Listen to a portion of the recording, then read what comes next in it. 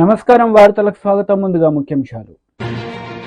ఎన్నికల సందర్భంగా Nara Chandrababu Naidu road show. ఈ సందర్భంగా సీఎం జగన్ రెడ్డిపై పలు విమర్శలు. CM Jagan Reddy road show, Chandrababu నాయుడుపై ఫైర్. ఎన్నికల సందర్భంగా CM Jaganmohan Reddy road show నిర్వహించారు. ఈ సందర్భంగా చంద్రబాబు నాయుడుపై ఆయన మండిపడ్డారు.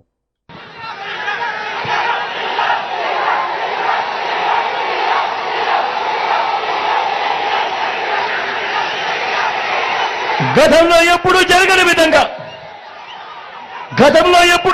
విధంగా మన రాష్ట్రంలో మొత్తం మీ బిడ్డ పాలన రాకముందు వరకు రాష్ట్రంలో మొత్తం 4 లక్షల ఉద్యోగాలుంటే గవర్నమెంట్ ఉద్యోగాలు మీ బిడ్డ వచ్చిన ఈ 59 నెలల కాలంలోనే అక్షరాల ఇంతకు ముందు ఎప్పుడూ జరగని విధంగా చూడని విధంగా మీ బిడ్డ మరో 2,31,000 ఉద్యోగాలు ఇచ్చాడు. ఈ 59 నెలల కాలంలో మన పిల్లలే ఈరోజు గ్రామ సచివాలయాలలో ఏకంగా 1,35,000 మంది కనిపిస్తారు.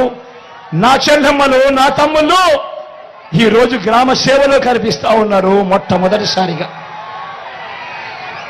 గతంలో ఎప్పుడూ జరగని విధంగా, రాష్ట్ర చరిత్రలో ఎప్పుడూ చూడని విధంగా మొట్టమొదటిసారిగా ఇంతకు ముందు ఎప్పుడైనా కూడా మేనిఫెస్టో అనే దానికి అర్థం ఎప్పుడైనా కూడా ఎవరైనా కూడా ఏం కనిపించేది? ఎన్నికలప్పుడు మేనిఫెస్టో అని చెప్పి రంగురంగుల కాగితాలతో ఇచ్చేవాళ్ళు, రంగురంగుల అబద్ధాలు చెప్పేవాళ్ళు, పేదల ఆశలతో ఆడుకునేవారు, అబద్ధాలకు రెక్కలు కట్టేవాళ్ళు. ఎన్నికలైపోయిన తర్వాత మేనిఫెస్టో చెత్తబుట్టలో వేసేవాళ్ళు. మేనిఫెస్టో ఎక్కడుందంటే కనిపించే కార్యక్రమం కూడా ఎక్కడ ఎతికినా కనపడదు. మొట్టమొదటిసారిగా సాంప్రదాయాన్ని మార్చాడు మీ బిడ్డ. ఎన్నికల మేనిఫెస్టోను ఒక భగవద్గీతగా, ఒక బైబిల్గా, ఒక ఖురాన్గా భావిస్తూ ఎన్నికల మేనిఫెస్టోలో చెప్పినవి ఏకంగా 99% హామీలను అమలు చేసి మీ బిడ్డ నా అక్క చెల్లెమ్మల కుటుంబాలకే పంపిస్తా ఉన్నాడు. ఆ చిక్కడి చిరునవ్వుల మధ్య అక్క చెల్లెమ్మలనే అడుగుతా ఉన్నాడు, అక్క ఇదిగో మీ అన్న మేనిఫెస్టో, ఇదిగో మీ తమ్ముడు మేనిఫెస్టో, పథకాలన్నీ కూడా జరిగాయా లేదా అన్నది మీరే టిక్కు పెట్టండి అక్క అని చెప్పి మొట్టమొదటిసారిగా సాంప్రదాయాన్ని మారుస్తూ ఎన్నికల మేనిఫెస్టో అంటే విశ్వసనీయత తీసుకొచ్చిన వ్యక్తి, విశ్వసనీయత తీసుకొచ్చిన పాలన ఈ 59 నెలల కాలంలోనే జరిగిన మాట వాస్తవం కాదా అని అడుగుతా ఉన్నాడు మీ బిడ్డ. ఇవాళ నేను మీ అందరితో కూడా ఇప్పుడు కొన్ని పథకాలు గడగడ మచ్చుకు కొన్ని పథకాలు చెబుతాను. మీరే ఆలోచన చేయండి. గతంలో ఎప్పుడైనా ఈ పథకాలు ఉన్నాయా? గతంలో ఎప్పుడైనా ఈ పథకాలు ఎవరైనా చూశారా? గతంలో ఎప్పుడైనా ఈ పథకాలు ఎవరైనా చేశారా అన్నది మీరే ఆలోచన చేయమని కోరుతా ఉన్నా. గతంలో ఎప్పుడూ చూడని విధంగా మొట్టమొదటిసారిగా నాడు నేడుతో బాగుపడ్డ గవర్నమెంట్ స్కూళ్ళు, గవర్నమెంట్ బడులది ఇంగ్లీష్ మీడియం. 6వ తరగతి నుంచే ప్రతి క్లాస్ రూమ్లోనూ ఐఎఫ్పీలు, డిజిటల్ బోధన. 8వ తరగతికి పిల్లాడు వచ్చేసరికి ఆ ప్రతి పిల్లాడి చేతిలో ఒక ట్యాబ్. ఇంగ్లీష్ మీడియంతో మొదలెడితే 3వ తరగతి నుంచే టోఫుల్ క్లాసులు, 3వ తరగతి నుంచే సబ్జెక్ట్ టీచర్లు. గతంలో ఎప్పుడూ జరగని విధంగా ఈరోజు ఇంగ్లీష్ మీడియంతో మొదలెడితే ఐబీ దాకా ప్రయాణం. గతంలో ఎప్పుడూ చూడని విధంగా మన పిల్లల చేతుల్లో ఈరోజు బైలింగ్వల్ టెక్స్ట్ బుక్స్, అంటే ఒక పేజీ తెలుగు, పక్క పేజీ ఇంగ్లీష్. మొట్టమొదటిసారిగా బడులు తెరిచేసరికే పిల్లలకు విద్యా కానుక. మొట్టమొదటిసారిగా బడులలో ఈరోజు గోరుముద్ద. మొట్టమొదటిసారిగా పిల్లలను బడులకు పంపిస్తే చాలు ఆ తల్లులను ప్రోత్సహిస్తూ ఆ తల్లులకు ఓ అమ్మఒడి అనే కార్యక్రమం. మొట్టమొదటిసారిగా మొట్టమొదటిసారిగా పెద్ద చదువులకు ఏ తల్లి ఏ తండ్రి కూడా అప్పుల పాలు కాకూడదు అని ఈ రోజు మన పిల్లలు ఇంజనీర్లుగా చదువుతా ఉన్నారు, డాక్టర్ కోర్సులు చదువుతా ఉన్నారు, డిగ్రీ కోర్సులు చదువుతా ఉన్నారు. వారి చదువులకయ్యే పూర్తి ఖర్చు ఈ రోజు రాష్ట్రంలో ఏకంగా 93% మంది మన పిల్లలు ఈ రోజు పూర్తి ఖర్చులు భరిస్తూ ఈ రోజు వాళ్లకు విద్యా దీవెన, జగనన్న వసతి దీవెన అనే గతంలో ఎప్పుడూ జరగని విధంగా ఈ రోజు ఆ పిల్లలను ఆదుకుంటా ఉన్నాం. నా అక్క చెల్లెమ్మల కుటుంబాలకు తోడుగా ఉన్నాం. గతంలో ఎప్పుడూ జరగని విధంగా ఈ రోజు మన డిగ్రీలలో చదువుతా ఉన్న మన పిల్లలకు ఈ రోజు international universities, LSC, Harvard, MIT, Stanford వంటి యూనివర్సిటీస్ తో ఈ రోజు ఆన్లైన్ సర్టిఫికేషన్ ద్వారా మన డిగ్రీలతో ఆ కోర్సులు అనుసంధానం. మొట్టమొదటిసారిగా మన డిగ్రీలలో ఈ రోజు మ్యాండేటరీ ఇంటర్న్షిప్. నేను అడుగుతా ఉన్నా, ఇంతగా పిల్లల చదువుల మీద ధ్యాస పెట్టిన పరిస్థితులు గతంలో ఎప్పుడైనా జరిగాయా అని అడుగుతా ఉన్నాడు మీ బిడ్డ. అన్న జరిగాయా? అక్క జరిగాయా? తమ్ముడు జరిగాయా? వారాహి విజయబేరి బహిరంగ సభలో జనసేన అధినేత పవన్ కళ్యాణ్ పాల్గొన్నారు. ఈ సందర్భంగా ప్రజలను ఉద్దేశించి ఆయన మాట్లాడారు. మాట్లాడుతున్నాను, మీరన్నీ గత 5 సంవత్సరాల్లో ఎవరెవరు ఏం చేశారు, వైసీపీ ప్రభుత్వం ఏం చేసింది, పవన్ కళ్యాణ్ ఎలా నిలబడ్డాడు, టీడీపీకి ఎలా బలం ఇచ్చాడు, ఎలా తగ్గి ముందుకు తీసుకెళ్లాడు, భారతీయ జనతా పార్టీ ప్రధానమంత్రి గారి నేతృత్వంలో మేము ఆంధ్రాలో పొత్తు పెట్టుకోమంటే ఆయన నేను ఒప్పించానంటే ఎంత బలంగా మాట్లాడుంటానో మీరు అర్థం చేసుకోండి. దేనికి మాట్లాడాను? పవన్ కళ్యాణ్ ఎంపీ ఎమ్మెల్యే కాకపోతే ఏం అవ్వదు. పవన్ కళ్యాణ్ చేసి కూడా సినిమాలు ఉన్నాయి, అవసరమైతే బయటకు వచ్చి రోడ్ల మీద కొట్లాడతాడు. కానీ కావాల్సింది ఇంతమంది సమూహానికి 5 కోట్ల మంది ప్రజలకి బలం ఇవ్వాలి అంటే జనసేన రోడ్డు మీదకి వస్తే గూండాలు కూడా బెదిరి పారిపోతారు. అడవి దున్నలు ఎలా పారిపోతాయో సింహాన్ని చూసి జనసేన బయటికి వస్తే మొత్తం వచ్చి అందరూ పారిపోతారు. రౌడీ గూండాలు అందరూ పారిపోతారు. అలాంటి గూండాలు ప్రభుత్వం ఇది వైసీపీ అరాచక ప్రభుత్వం. నేను మీకు భరోసా ఇస్తున్నా, ఒక ఎన్నికలకు కాదు, ఒక తరం కోసం. అక్కడ రెడ్ టీ షర్ట్ వేసుకుని చిన్న బ్లూ ప్యాంట్ వేసుకొని చూస్తున్న ఆ బిడ్డ భవిష్యత్తు కోసం, మీ భవిష్యత్తు కోసం, మీ అందరి కోసం వచ్చాం. ఇది నా కోసం కాదు, మీకోసం నిలబడతాం, మీకోసం కొట్లాడతాం. రేపు ఫుల్ డే, పూర్తి రోజు 24 గంటలు మీరు ఆలోచించుకోండి. ఈ రోజు నుంచి రేపు సాయంత్రం పడుకోబోయే వరకు ప్రతి వర్గం, మత్స్యకారులు కానీ, మత్స్యకారులు ఏమన్నాడు, మీ జాతి ₹1 ఇస్తే 10 కోట్లంతా ప్రచారం చేసుకుంటారని చెప్పి మత్స్యకార జాతిని తిట్టిన దురహంకారి చంద్రశేఖర్ రెడ్డి గారు. నన్ను ఎలా తిట్టాడో మీకు చెప్పక్కర్లా, చంద్రబాబు గారిని ఎలా తిట్టాడో చెప్పక్కర్లా. చంద్రశేఖర్ రెడ్డి గుర్తుపెట్టుకో, నీ సంగతి నేనే చూస్తాను ప్రత్యేకంగా. చంద్రశేఖర్ రెడ్డి సంగతి నేనే చూస్తాను. ఎవరు పట్టించుకున్నా లేదో తెలియదు కానీ నువ్వు నన్ను అన్నందుకు కాదు చంద్రశేఖర్ రెడ్డి, గుర్తుపెట్టుకో. నువ్వు ప్రజల్ని ఇబ్బంది పెట్టేశావు, ప్రకృతి వనరులను దోచేశావు, పేకాట క్లబ్బులు నడిపావు, మాఫియా అయిపోయింది, గ్రావెల్ని దోచేశావు, పచ్చని మడ అడుగులు నరికేశావు. గుర్తుపెట్టుకో చంద్రశేఖర్ రెడ్డి, నిన్ను రోడ్డు మీద తీసుకెళ్తావు, రోడ్డు మీదకి లాక్కొస్తావు. గుర్తుపెట్టుకో. నువ్వు నీ రౌడీజం చెప్పు, మీ బాస్ జగన్ చెప్పు, పవన్ కళ్యాణ్ చెప్పాడని చెప్పు, తాట తీసి కింద కూర్చోబెడతాం. ఇప్పుడు ఇల్లు అతను పిఠాపురంలో చేస్తున్నాడు నా మీద, వెళ్ళి ఉప్పాడులో ఏం చేస్తాడు? 5 సంవత్సరాలు చేయని అభివృద్ధి ఏం చేస్తావు? ఆయన 5 సంవత్సరాలు చేయని అభివృద్ధి ఏం చేస్తావు? కొత్తగా 5 సంవత్సరాలు విలువైన కాలాన్ని ఇస్తే ఏం చేయలే? ఫీజు రీయింబర్స్మెంట్ చేశారమ్మా మీకు? Fee reimbursement చేయలేనాడు. 2300 కోట్లు రంగులు వేయడానికి, రంగులు తీయడానికి తీసుకున్నాడు ఈ వ్యక్తులు. మనకేం చేస్తారమ్మా వీళ్ళు? మత్స్యకారులకి ఏం చేస్తారు? దళిత సామాజిక వర్గానికి ఏం చేస్తారు, బీసీలకి ఏం చేస్తారు చూశారు కదా. కుల జాతి మనకి ఆధిపత్య అహంకారంతో ఎలా తిట్టారో మీకు తెలుసు. మనకి మత్స్యకారుల సమాజక వర్గాన్ని నువ్వు చొక్కా తీకు, నాకు చొక్కా చేసి సరిపోదు, ఈ పోస్టరింగ్ కాదు నాకు కావాల్సింది. రౌడీజామునికి ఎదురెళ్ళాలి మీరు. సలసల సలసల రక్తం కాగాలి గుండాలను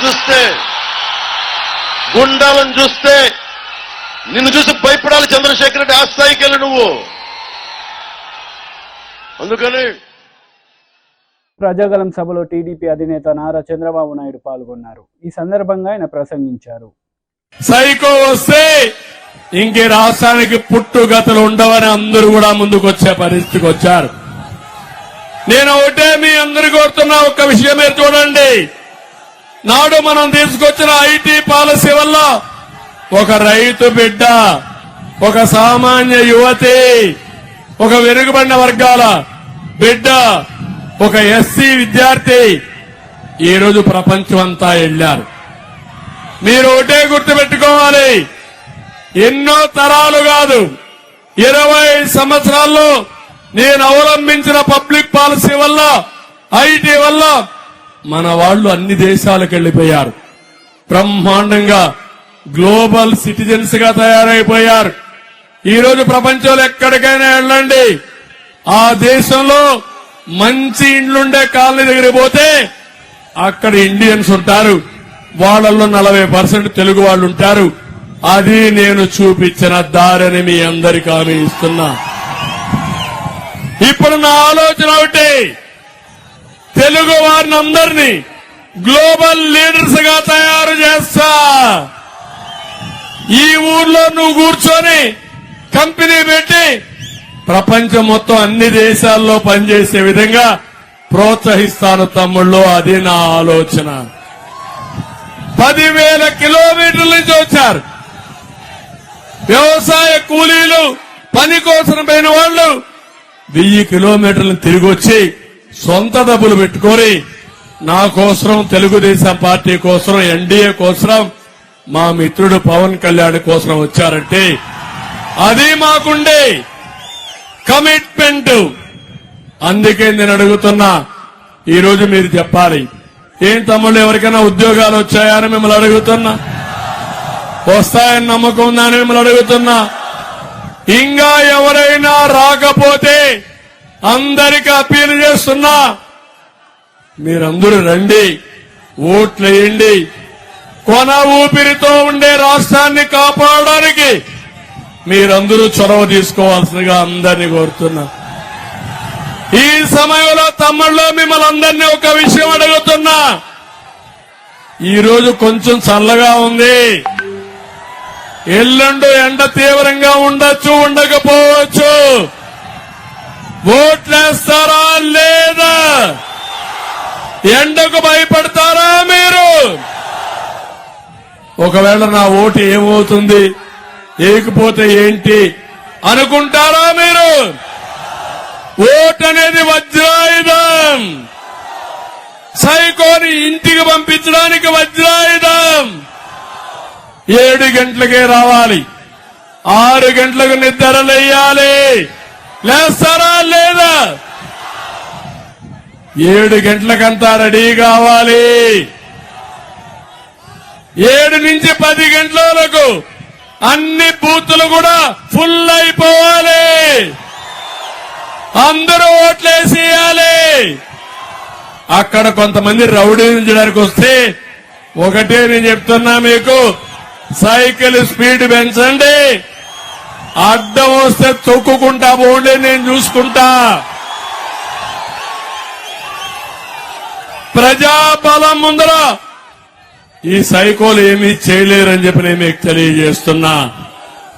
ఇంకో పక్క నేను కూడా రేపు ఎల్లుండో కంట్రోల్ రూమ్ లో కూర్చుంటా. రాష్ట్రంలో ఏం జరుగుతుందో సమీక్షలు చేస్తా. ఎవడైనా తోక దిప్పితే తోక కట్ చేస్తా. ప్రజాస్వామ్యాన్ని కాపాడుకుంటారని ప్రతిజ్ఞ చేస్తున్నా. తమిళు ఈరోజు ఒక్క విషయం మీరు గుర్తుపెట్టుకోవాలి, ఈ రాష్ట్రం బాగుపడాలా లేదా? మీ జీవితాలు బాగుపడాలనా లేదా? నా ఆశయం ఒకటే, 29కే నెంబర్ 1 రాష్ట్రంగా చేయాలనుకున్నాను. నరేంద్ర మోడీ గారు 2047కి ఇండియాని నెంబర్ 1 దేశంగా, ప్రపంచం మొత్తం ఉండే ఇండియన్స్ ని నెంబర్ 1 గా చేయాలని ఆయన సంకల్పం. నా సంకల్పం తెలుగు జాతి నెంబర్ 1 గా ప్రపంచమంతా ఉండాలి. పేదరికం లేని రాష్ట్రమే ఆలోచన నా ధ్యేయం. ఏ పని చేసినా నిరుపేదలకు అండగా ఉంటా, తోడుగా ఉంటా. అందుకే సూపర్ 6 లో మీరు చూశారు, మా ఆడబిడ్డలకి ప్రతి ఒక్క ఆడబిడ్డకు హామీ ఇస్తున్నా. ఆడబిడ్డ నిధి 1500 రూపాయలు నెలకు, సంవత్సరానికి 18,000, 5 ఏళ్లలో 90,000. మీ ఇంట్లో ముగ్గురుంటే 2,70,000, ముగ్గురుంటే నలుగురుంటే 3,60,000 ఇచ్చే బాధ్యత నాదని మీ అందరికీ హామీ ఇస్తున్నా. ఎన్నికల సందర్భంగా మాజీ సీఎం కేసీఆర్ రోడ్ షో నిర్వహించారు. ఈ సందర్భంగా పలు అంశాలపై ఆయన ప్రసంగించారు. భారతీయ జనతా పార్టీ విద్వేషాలు నింపి ప్రజల మధ్య పగలు పెంచి దేశాన్ని చీల్చే పని చేస్తారు తప్ప పేద ప్రజల గురించి, రైతుల గురించి, చేనేత కార్మికుల గురించి, పనిచేసుకుని బతికేటువంటి ప్రజల గురించి ఏ ఒక్క మంచి పని కూడా చేసే పార్టీ కాదు. కాంగ్రెస్ పార్టీ గత అసెంబ్లీ ఎన్నికల్లో అరచేతిలో వైకుంఠం చూపించి అలవిగాని హామీలిచ్చి గద్దెకెక్కింది కాంగ్రెస్ పార్టీ. ప్రతి ఇంటికి, ప్రతి మహిళకు 2,500 ఇస్తామన్నారు. మహిళలకు 2,500 వచ్చినాయా? రుణమాఫీ అయ్యిందా? రైతు బంధు అందరికి పడ్డదా? కరెంటు సరిగా వస్తున్నదా? కరెంటు కోతలు మళ్ళా మొదలైనయా? మన రంగనాయక సాగర్ ఎండబెట్టినరా? రైతుల పంటలు ఎండినాయా?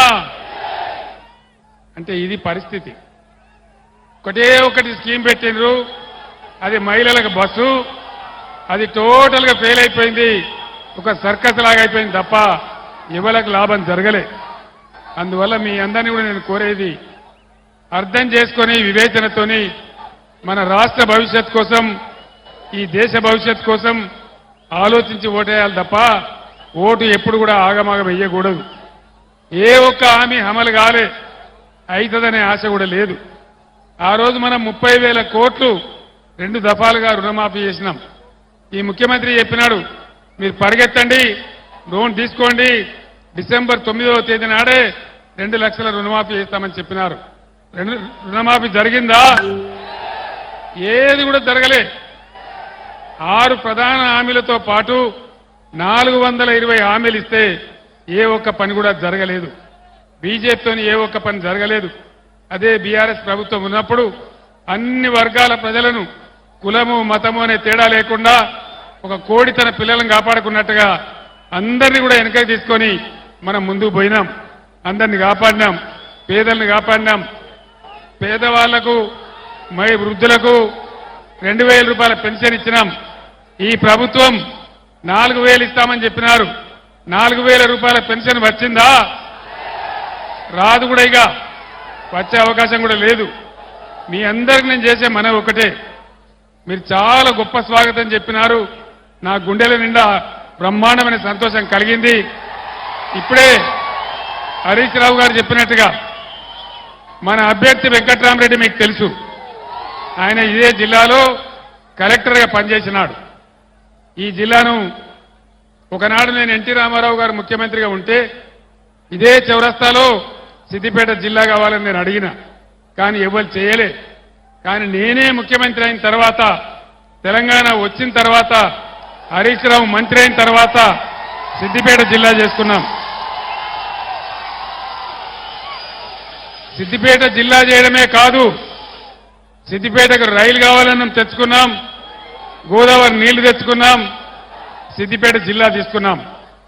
కానీ జాగ్రత్త, ఈరోజు ఈ రాష్ట్ర ప్రభుత్వం సిద్దిపేట జిల్లాను రద్దు చేస్తా అంటున్నది. సిద్దిపేట జిల్లా ఉండన్నా? సిద్దిపేట జిల్లా ఉండన్నా? అన్న మీరు వెనక చెప్తలేరు ఉన్నా సిద్దిపేట జిల్లా తీస్తా అంటే యుద్ధం చేద్దామా, మరొక యుద్ధానికి సిద్ధమైదామా? ఈ మూర్ఖ ముఖ్యమంత్రి మూర్ఖ ప్రభుత్వం ప్రజలకు పరిపాలన దేవాలని తెస్తే దాన్ని రద్దు చేస్తామని చెప్తున్నారు. ఈ వచ్చిన సిద్దిపేట జిల్లాకు కలెక్టర్గా వెంకట్రామరెడ్డి గారు చాలా సేవలు అందించారు. మీ ఊర్లలో ఉన్న మొక్కలు చెట్లు వెంకట్రామరెడ్డి గారు నాటించినటువంటివి. హరీష్ నాయకత్వంలో సిద్దిపేటలో బ్రహ్మాండమైన అభివృద్ధి చేసుకున్నాం.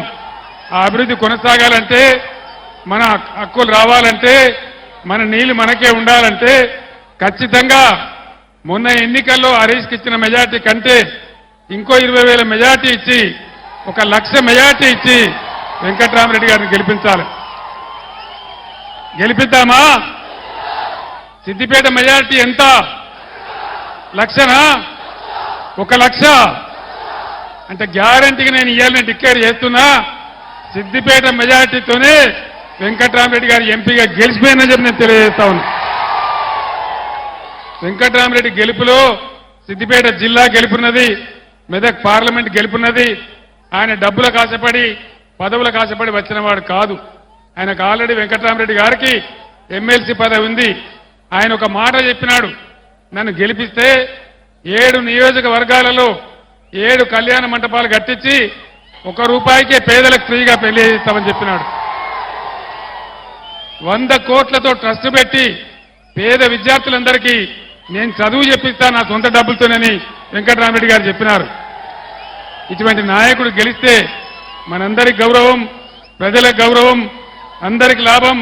కాబట్టి దయచేసి నా మాట మీద, హరీష్ మాట మీద విశ్వాసం ఉంచి 1,00,000 మెజార్టీ మన సిద్దిపేట నుంచే ఇవ్వాలి. సిద్దిపేట మీరు ఎటువంటి పులులో నాకు తెలుసు. మీరు పట్టుబడితే జట్టు కడితే 1,00,000 మెజార్టీ మీకు లెక్కనే కాదు. 1,00,000 కదా గ్యారంటీగా. మీ అందరిని ఒకటే నేను కోరుతా ఉన్నా, హరీష్ నాయకత్వంలో మే 13వ తేదీ వరకు అందరూ కూడా ఈరోజు ఏ ఉత్సాహంతో నాకు స్వాగతం చెప్పినారో, ఏ ఉత్సాహంతో ఇంత బ్రహ్మాండమైనటువంటి నేల ఈనిందా అనే పద్ధతిలో సభకు వచ్చినారో అదే పద్ధతిలో విశ్రమించి కష్టపడి దయచేసి వెంకట్రామరెడ్డి గారికి 1,00,000 ఓట్ల మెజార్టీ సిద్దిపేట నుంచి ఇవ్వాలని కోరుకుంటూ, ఏ రోజు వచ్చినా మా బిడ్డ కదా, మా కన్న బిడ్డ కదా అనే ప్రేమను ఎప్పుడు వచ్చినా మీరు చూపిస్తా ఉన్నారు. అదే ప్రేమతో 1,00,000 ఓట్ల మెజార్టీ సాధించాలని మీ అందరినీ కూడా కోరుకుంటూ, మహిళా కమిషన్ మాజీ చైర్పర్సన్ వాసిరెడ్డి పద్మ మీడియా సమావేశం నిర్వహించారు. ఈ సందర్భంగా పలు అంశాలపై ఆమె మాట్లాడారు.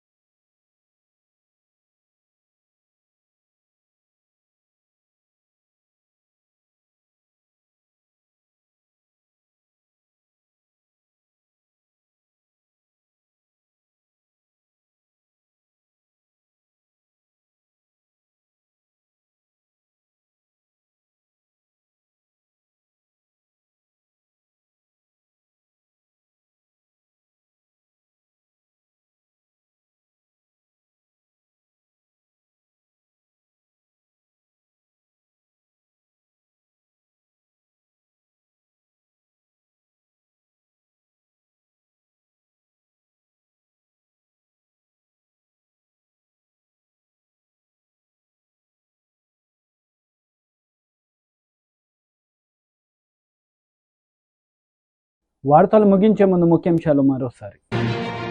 ఎన్నికల సందర్భంగా నారా చంద్రబాబు నాయుడు రోడ్ షో. ఈ సందర్భంగా సీఎం జగన్ రెడ్డిపై పలు విమర్శలు. CM Jagan Reddy road show, Chandrababu నాయుడుపై ఫైర్. ఈ వార్తలు ఇంతటితో సమాప్తం. తిరిగి ప్రసారమయ్యే వార్తల్లో మళ్ళీ కలుద్దాం. అంతవరకు సెలవు. నమస్తే.